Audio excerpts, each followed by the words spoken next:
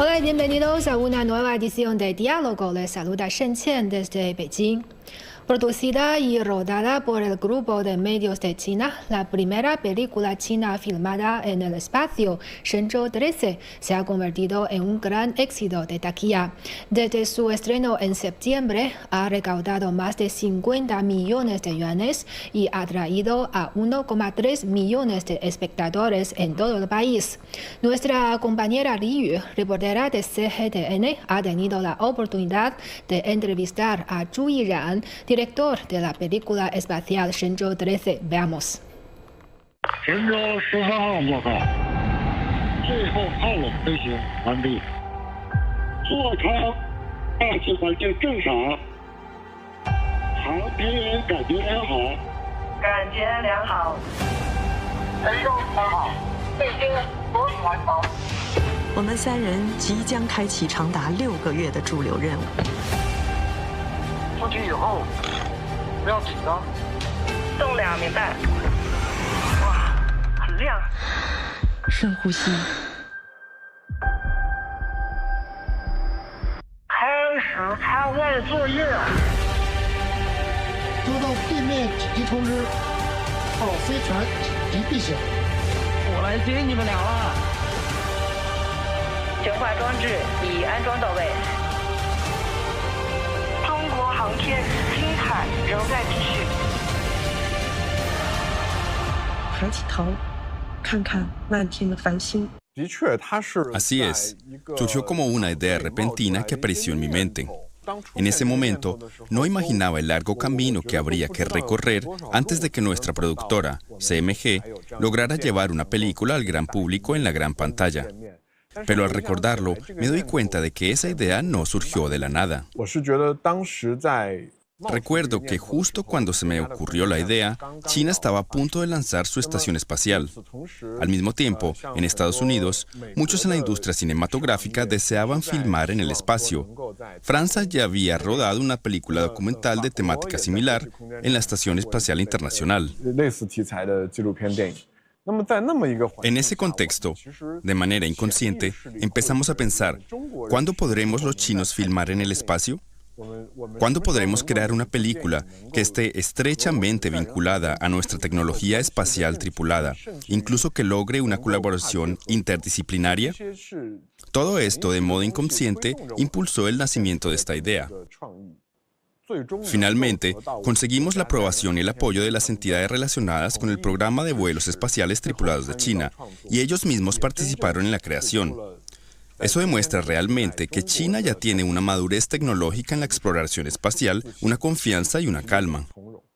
Hemos visto muchas de sus entrevistas anteriores y sabemos que desde su nacimiento esta idea ya estaba marcada por un camino extraordinario, porque se puede decir que cada etapa fue difícil, pero logró superarlas una a una. Puede que en cierto momento del camino usted se sintiera realmente bloqueado al punto de que el proyecto casi se detuviera. En ese proceso, ¿cuál fue la vez que estuvo más cerca de colapsar? Hubo muchos momentos en los que estuve muy cerca del colapso, pero no llegué a derrumbarme. Porque ante todo, este proyecto era una cadena de pasos que dependían uno del otro. Primero, teníamos que conseguir la autorización del Departamento Aeroespacial. Una vez obtenida, había que fabricar, o mejor dicho, integrar, una cámara espacial. No podíamos construir una cámara desde cero, pero sí reunir e integrar todos los componentes para que fueran compatibles con la Estación Espacial China. Después, había que enviarla al espacio. Y una vez allí, entrenar y coordinar con la tripulación que ejecutaría las tareas de filmación, porque al fin y al cabo, una película necesita personas detrás de las cámaras. Ya en órbita, debía asegurarme de que el equipo funcionara sin problemas y que los taikonautas, en tan poco tiempo de comunicación disponible, pudieran crear en condiciones en las que el director no está presente ni puede dar instrucciones directas. Luego, que todo ese material regresara a salvo, lo cual no estaba garantizado. Solo cuando las imágenes regresaron, pudimos por fin respirar tranquilos. En todo este proceso, cualquier fallo en una sola etapa podía hacer fracasar el proyecto entero. Si tengo que hablar del momento más difícil, el que más me marcó fue cuando habíamos grabado todo el material y había que traerlo de vuelta.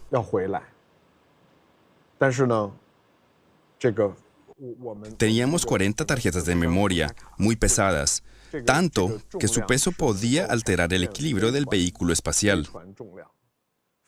Ese peso afectaba el cálculo del ángulo de reentrada a la atmósfera. Así que hubo que recalcular todo para poder traerlas de regreso. Durante un tiempo, se pensó que tal vez no podrían regresar. Y para un director, para un creador, es preferible fracasar en el primer paso, pero no en el penúltimo. Fracasar tan cerca del final, ese tipo de frustración es muy diferente, mucho más dura. Incluso los taikonautas decían, hemos trabajado tan duro en esto, tenemos que llevarlas de vuelta. Y estamos profundamente agradecidos con los 3 taikonautas. Ellos decidieron desechar las cubiertas protectoras de las tarjetas. En el plan original, debían volver dentro de un paquete acolchado espacial. Pero ellos retiraron todo eso para reducir volumen y peso. No sé exactamente cómo las trajeron, pero sé que usaron unas láminas muy delgadas de plástico, improvisadas, las envolvieron, las ataron con una bolsa amarilla y escribieron encima, material fílmico 8K.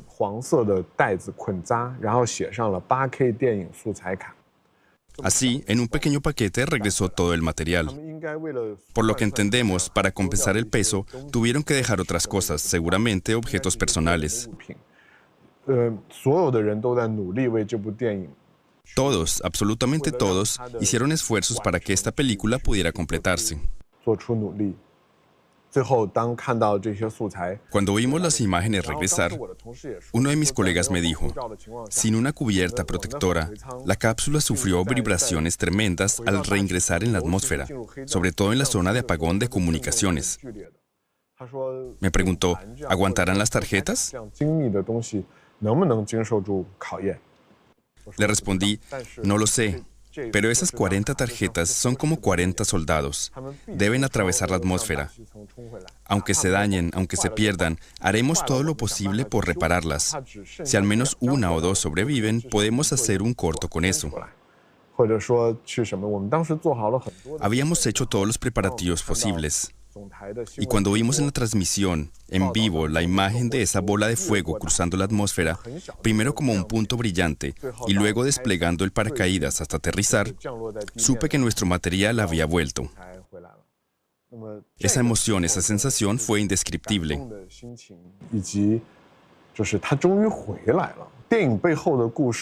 Creo que la historia detrás de esta película tiene muchos momentos profundamente conmovedores, porque nunca habíamos creado una obra de esta manera.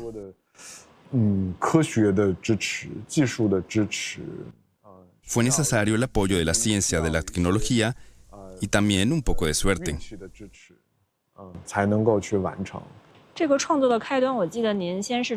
Recuerdo que al comienzo de este proyecto usted preparó un informe de viabilidad.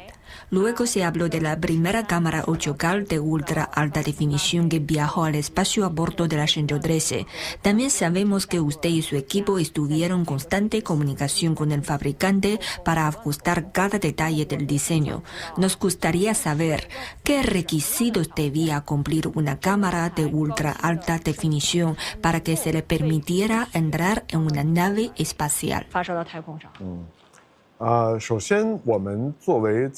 En primer lugar, la cámara que utilizamos dentro de la cabina espacial era algo técnicamente factible para nosotros, porque el interior no es un entorno de vacío y permite la presencia humana. En teoría, cualquier equipo terrestre podría llevarse al espacio, pero nosotros queríamos filmar en 8K y a 50 cuadros por segundo. Habíamos visto que en la Estación Espacial Internacional las cámaras IMAX eran enormes, pero en ese momento la Estación Espacial China apenas contaba con un módulo central, así que el espacio era muy limitado. Teníamos que pensar en el tamaño, el almacenamiento, la energía y todo lo necesario para que la cámara fuera compacta y autónoma. Grabar sonido, almacenar imágenes, monitorear y filmar sin depender de otros dispositivos.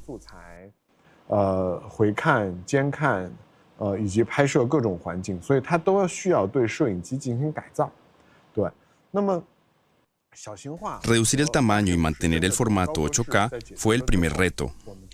Luego vino la etapa de pruebas ambientales. ¿Dónde se colocaría la cámara? Al principio no se me ocurrió, porque nunca había estado en el espacio. Cuando los ingenieros me preguntaron, director, ¿dónde la vamos a poner? Me quedé sin palabras.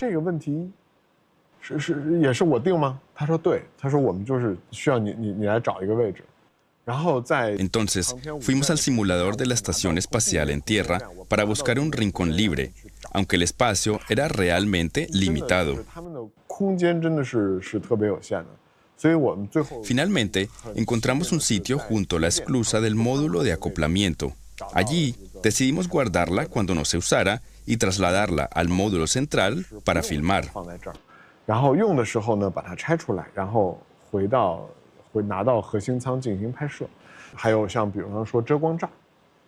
También hicimos un parasol especial.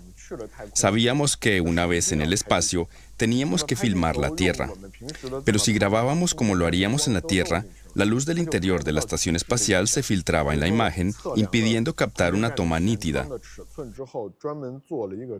Así que medimos las ventanas y diseñamos un parasol con una correa antigravedad para fijar la cámara. De esta manera, la ventana misma funcionaba como un filtro, convirtiendo toda la estación en una enorme cámara 8K que orbitaba la Tierra. Una de las características de este filme es que nunca antes una película había tenido como protagonistas a los propios camarógrafos. ¿Cómo se preparó a nuestros taikonautas para este entrenamiento relámpago en filmación? Ese era, de hecho, uno de los temas que más me preocupaban desde el principio. Usted también es periodista, así que quizás lo entienda. Los taikonautas siempre han sido un grupo que atrae una enorme atención mediática. En todas las entrevistas que les hacen, ellos no tienen que pensar en cómo producir o crear una obra audiovisual. Solo deben hablar con sinceridad, contar lo que sienten y ya está. Pero esta vez era completamente distinto. Ni el equipo de rodaje ni los medios podíamos estar presentes. Ellos tenían que pensar por sí mismos cómo filmar, cómo planificar las tomas, desde qué ángulo grabar, qué tipo de luz utilizar. Todas esas decisiones tenían que tomarlas ellos. Y eso para mí era uno de los grandes desafíos de esta película. El segundo reto era el de la comunicación. Una vez que la cámara fuera lanzada al espacio, me centré en la etapa de capacitación de los taikonautas. Tenía claro que de una u otra manera debía reunirme personalmente con ellos antes del lanzamiento, porque si subían sin haberme visto, no sabrían exactamente qué ni cómo filmar. Finalmente nos concedieron una mañana justo antes de su partida. Solo una mañana. Sí. Poco más de 3 horas en total, así que estuve pensando mucho en cómo distribuir ese tiempo, porque después de ese encuentro ya no volvería a verlos, se irían al espacio. Dediqué una pequeña parte de ese tiempo a enseñarles el manejo técnico de la cámara. Preparé una presentación muy larga en PowerPoint explicando dónde estaría colocada la cámara, cómo encenderla, cómo ensamblar los componentes, porque todos los módulos venían desmontados dentro de las cajas, cómo usarla una vez montada, cómo volver a desmontarla y guardarla y cómo cargarla. También tenían que aprender a usar las interfaces y los controles, todo eso en un lapso muy corto. Cuando terminamos, me quedé impresionado por su capacidad de aprendizaje. En muy poco tiempo, entendieron cómo manejar el equipo, cómo filmar en condiciones de ingravidez y cómo leer los indicadores del panel. El resto del tiempo lo dediqué a hablarles sobre la idea detrás de la película. Durante la capacitación, vimos juntos muchos materiales de referencia e incluso les mostramos algunos storyboards que habíamos dibujado para que tuvieran una idea clara de qué tipo de película queríamos lograr. Porque al final, todo se reduce a la idea, a la visión y al tema central que una película quiere expresar. Recuerde que Wang Yaping fue la última en irse de esa clase. Al final, dije algo que para mí era muy importante. En los reportajes de los medios, ustedes siempre aparecen como héroes, como modelos a seguir, como nuestros ejemplos. Pero en esta película, además de eso, queremos ver más emociones, más humanidad, más de su mundo interior real. Yo quería que esta película tuviera calidez, que transmitiera una emoción genuina. Y cuando finalmente vi las imágenes que grabaron, supe que los taikonautas, aunque solo habíamos compartido 3 horas, habían comprendido plenamente lo que buscábamos. En entrevistas anteriores usted dijo una frase que me dejó marcada. Bromeó que quizá era el primer director que hablaba con los actores separados por la atmósfera.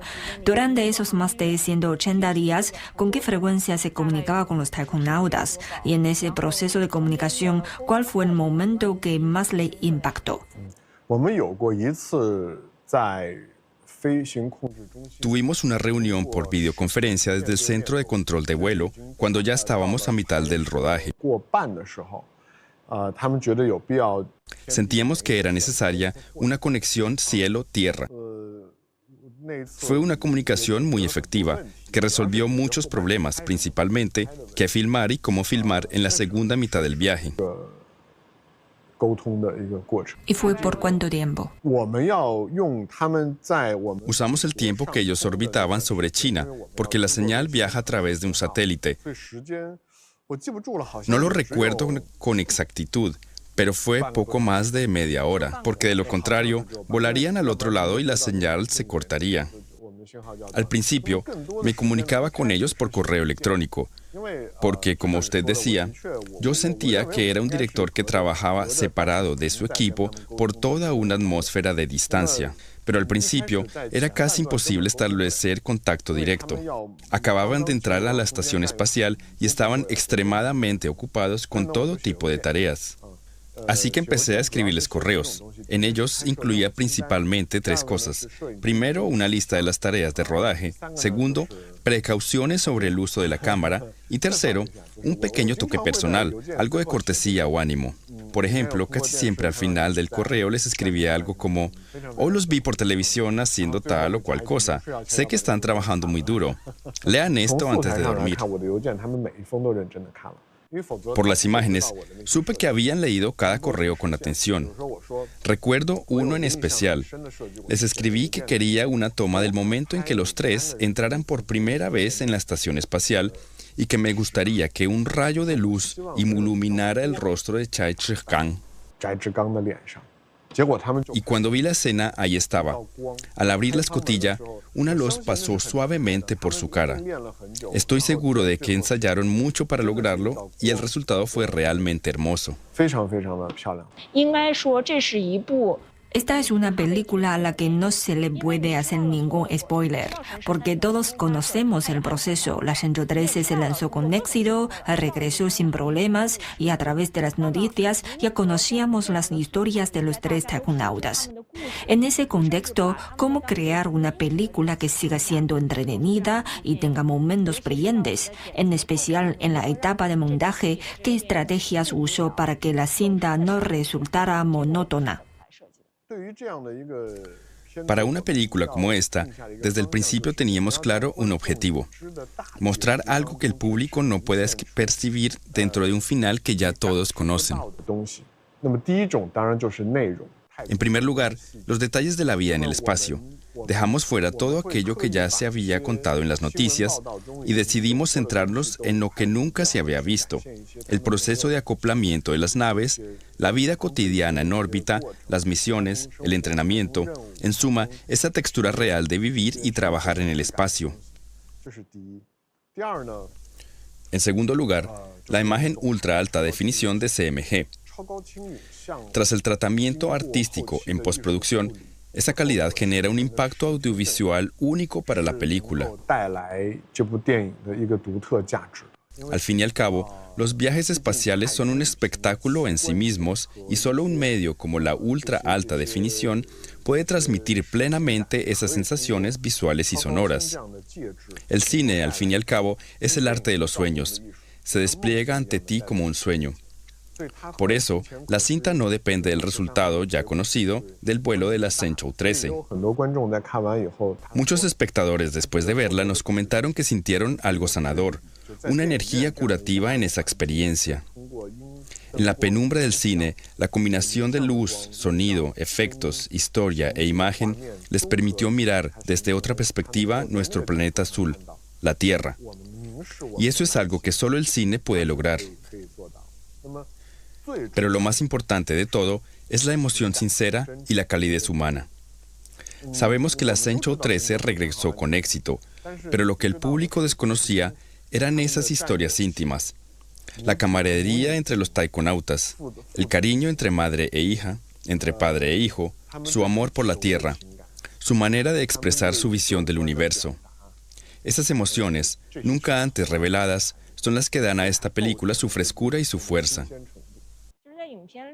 En esta película lo que me parece más valioso es que estos tres taikonautas no son solo taikonautas. Él puede convertirse en padre y en madre. De todos los fragmentos que mejor expresan esas identidades de los taikonautas, ¿cuál es su favorito?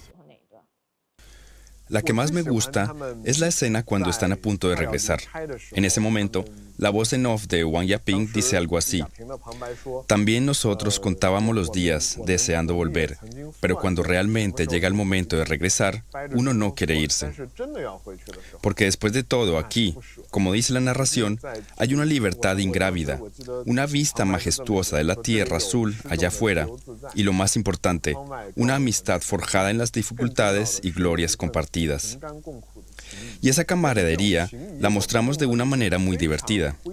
Los tres se toman del brazo y giran juntos. Luego, Wang Yaping incluso levanta a Ye Guangfu en el aire, algo imposible de hacer en la tierra, como si lo alzara en un ejercicio de pesas. Después, Chai Chi-gang los lleva volando de la mano dando vueltas y vueltas. Es una escena muy romántica que expresa su compañerismo como camaradas, amigos y colegas. En ese instante, nuestros taikonautas chinos muestran un auténtico romanticismo chino. Esa mezcla de humor, ligereza y naturalidad es lo que siempre digo que solo puede surgir cuando un país pasa de ser una potencia aeroespacial a convertirse en una gran potencia fuerte. Es el progreso tecnológico el que nos permite jugar de esta manera. ¿Cómo consiguieron la película mostrar al mismo tiempo la faceta profesional de los taikonautas y su dimensión humana como miembros de una familia, así como la amistad entre ellos? ¿Cómo logró equilibrar esos dos aspectos? Desde el principio, pensamos mucho en cómo manejar la relación entre la emoción y la profesión. Porque si en la edición mezclábamos ambos aspectos de forma directa, las emociones podían restarle profesionalismo al trabajo y el profesionalismo podía hacer que las emociones perdieran fuerza. Ese era un equilibrio delicado que teníamos que cuidar. Muchos espectadores se dieron cuenta de algunos pequeños secretos en nuestra edición final. Por ejemplo, en la zona de descanso, cada vez que Wang Yaping vuelve a su área de descanso, ese pequeño espacio donde duerme es su espacio íntimo, personal. Ahí tiene fotos de su familia. Solo en ese lugar incluimos contenido emocional. Solo allí, cuando ha terminado sus tareas del día y está en ese rincón espiritual de descanso, puede pensar en su hija, decir en voz baja lo que siente o mirar por la ventana hacia afuera. Pero en el momento en que sale de ese espacio, ese rol de madre se atenúa y ella se transforma en una taikonauta completamente profesional, en una maestra del espacio muy concentrada en su labor. Así que en ese aspecto, diseñamos muchos detalles cuidadosamente para que el público perciba que ellos son al mismo tiempo profundamente profesionales y profundamente humanos. Esta es una película con enorme potencial para su promoción internacional porque desde el punto de vista narrativo cuenta una historia sobre toda la humanidad, con valores universales. Durante la etapa de creación pensó deliberadamente en darle a la película ese carácter global que va más allá de los límites nacionales. Definitivamente. Desde el principio yo sentí que esta era una historia destinada a ser vista por el público de todo el mundo. Porque tradicionalmente, ya sea en nuestros documentales, en nuestras producciones de cine o televisión, o incluso en los informativos, al difundirlos en el extranjero, siempre hemos enfrentado barreras de idioma, de cultura e incluso de ideología que dificultan la comunicación. Pero yo pensaba, cuando dejamos la Tierra y filmamos en el espacio, todos vivimos en el mismo planeta azul. Desde allá arriba no existen fronteras y justamente ahí es donde la idea de una comunidad de futuro compartido para la humanidad se vuelve algo concreto y vívido. Explorar el espacio es una tarea de toda la especie humana. Cada nación con capacidad aeroespacial está aportando su esfuerzo y, por supuesto, China también. Los chinos estamos asumiendo la misión de esta era, explorar cómo salir de la Tierra, cómo vivir en el espacio y pronto, cómo llevar a cabo misiones tripuladas a la Luna. China está avanzando en la primera línea mundial de la exploración espacial. Estamos llevando sobre nuestros hombros esa misión.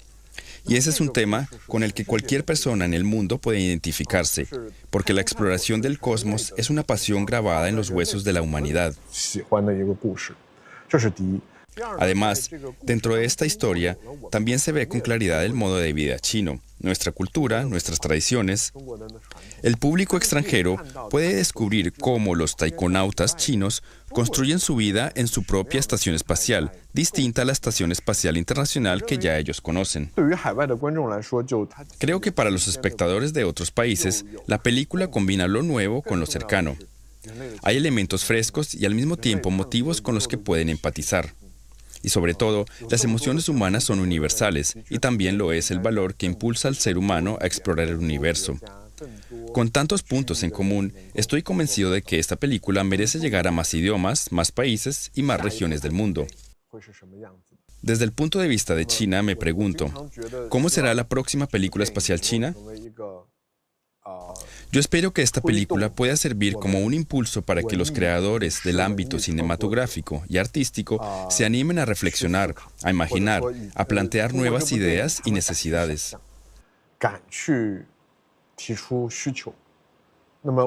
Si eso ocurre, pronto podremos ver películas de ficción, documentales u otras formas de arte creadas directamente en el espacio.